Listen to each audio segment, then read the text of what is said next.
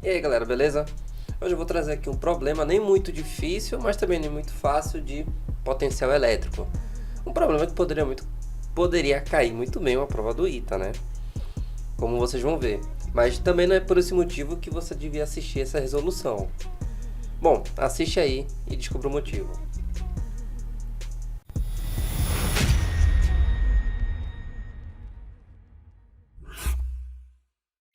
Considere dois anéis finos de raio R de 4 centímetros.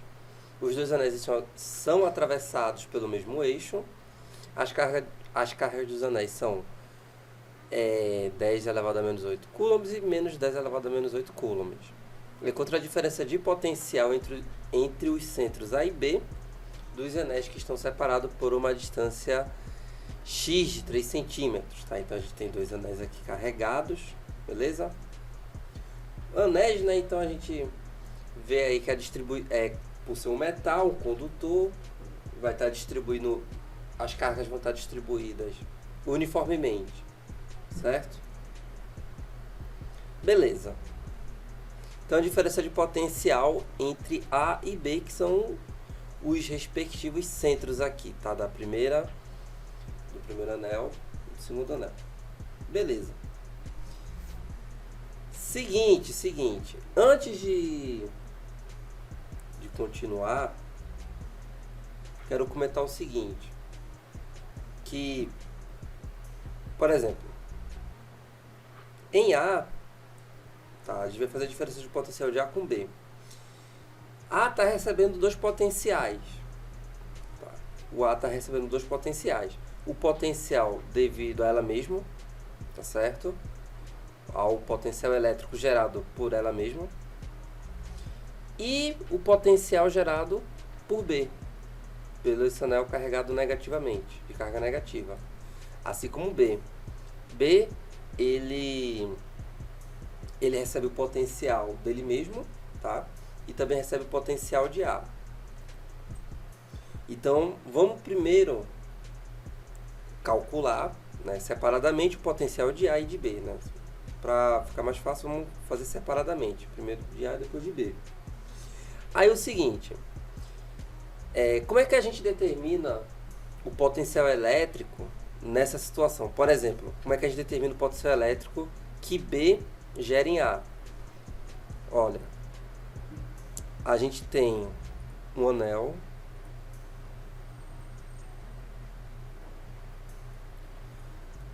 Bom, o que eu vou fazer aqui, tá? Vamos fazer positivo. O que eu vou fazer aqui serve para os dois, beleza?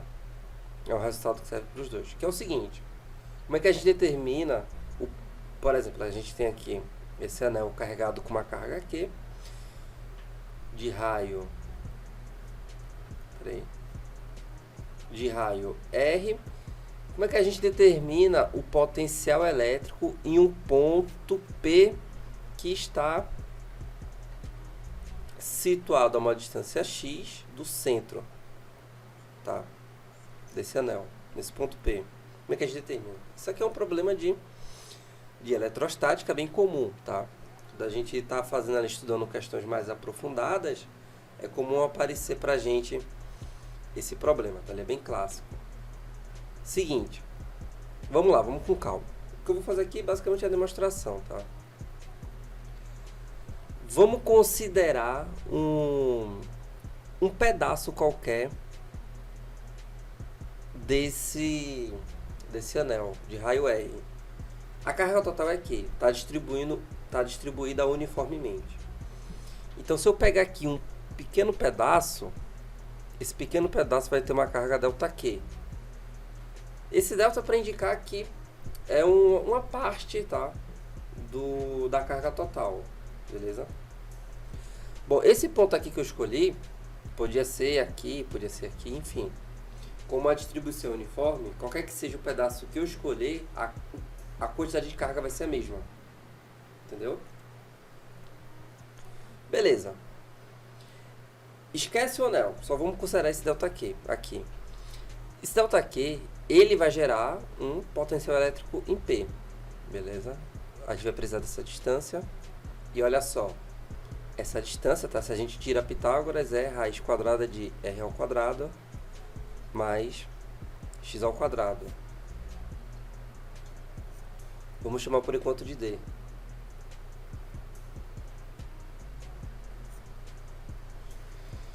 Tranquilo? Então, vamos lá. Para uma carga ΔQ, vamos dizer que gere um potencial ΔV. Beleza?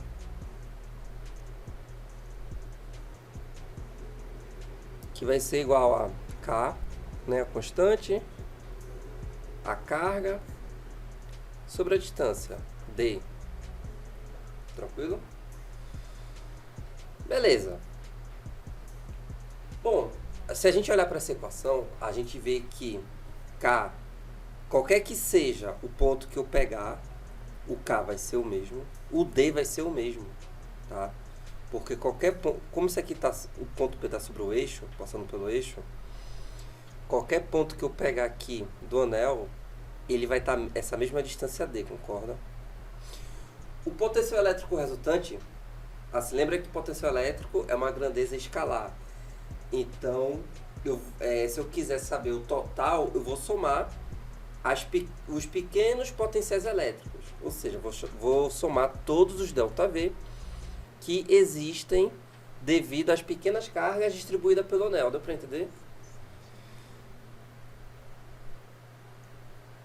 Então, posso dizer que o potencial elétrico em P mesmo, resultante, eu vou somar todos os ΔV. Porque qualquer que seja o pedaço aqui que eu pegar, o ΔV é o mesmo, tá? Então, veja. E por ser uma grandeza escalar, fica até mais fácil somar. Diferente, por exemplo, se fosse campo elétrico, né? Que é vetorial. Aí fica um pouquinho mais de trabalho, mas ainda assim não é difícil. Beleza. Vou somar todos os ΔV existentes, né? Vai ficar K ΔQ sobre D. Bom, K é constante, D é constante, né? A gente pode colocar fora do somatório. Então fica o somatório de todos os ΔQ. O que é que acontece? Se eu somar todos os ΔQ, eu vou ter a carga total. Então, o potencial elétrico em P, tá? Que está uma distância x, né? Passando pelo eixo, gerado, o potencial elétrico gerado por esse anel vai ser K, Q, carga total, sobre D. Beleza. É um resultado que já é, digamos assim, batido, porque isso é algo que a gente, para quem vai fazer concurso vestibular militar, né? É algo que a gente estuda. Então já é um pouco batido, enfim. Mas é interessante entender todo o raciocínio por trás. Ok, beleza. Dito isso, a gente pode voltar para a questão, né? Eu quis relembrar isso aqui. Separado por uma distância x. Aí é o seguinte, vamos lá, o potencial elétrico em A vai ser, voltando para a questão, o potencial elétrico em A, lembra que eu falei? Vai ser o potencial devido a ele mesmo, mais o potencial devido ao anel B, né? Porque veja, o A, né, ele é o ponto que está a uma distância x do centro. Então, VA vai ser igual ao potencial elétrico gerado por ele mesmo, que é K, constante eletrostática, sua carga sobre o raio, né? O potencial elétrico no centro de um anel, mais a carga devido ao potencial devido a B. K menos Q. Lembra, né? A gente leva em consideração o sinal aqui. Não é como a lei de Coulomb. Aqui a gente leva em consideração o sinal da carga. Bom, e o potencial elétrico em B vai ser o potencial gerado por ele mesmo,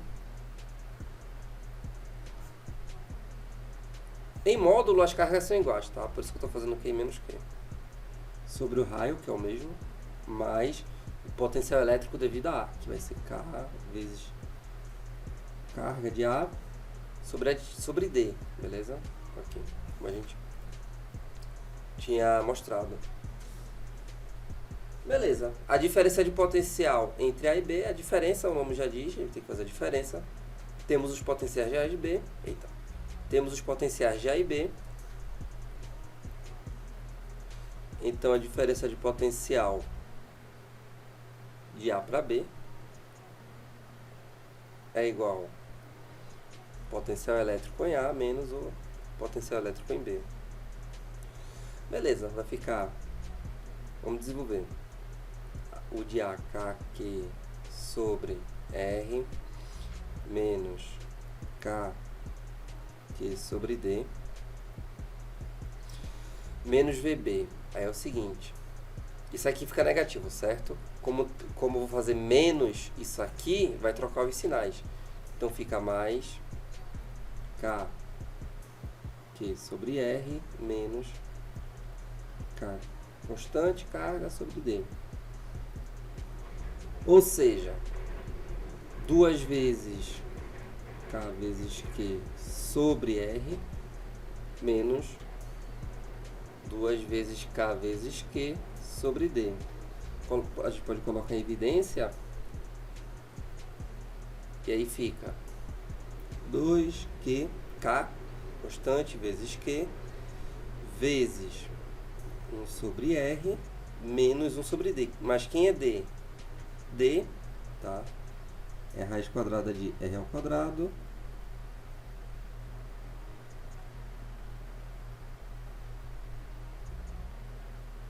mais x ao quadrado. Pronto. A gente tem então os valores da carga, do raio e x. Vamos substituir. Aqui, ó, só isso aqui para mim já seria uma resposta, tá? Poderia ser, né, numa prova aí do ITA, uma alternativa.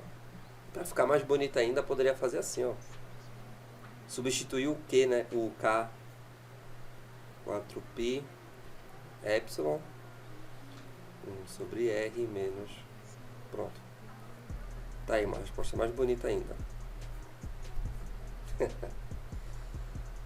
Vamos lá.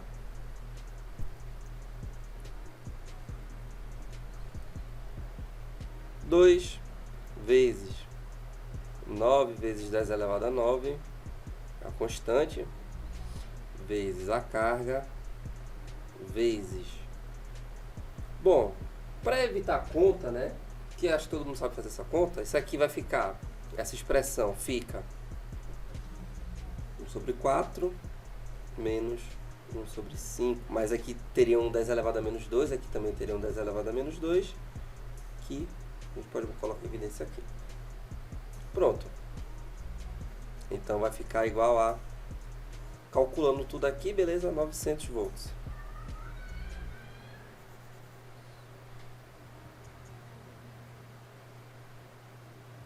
Letra D.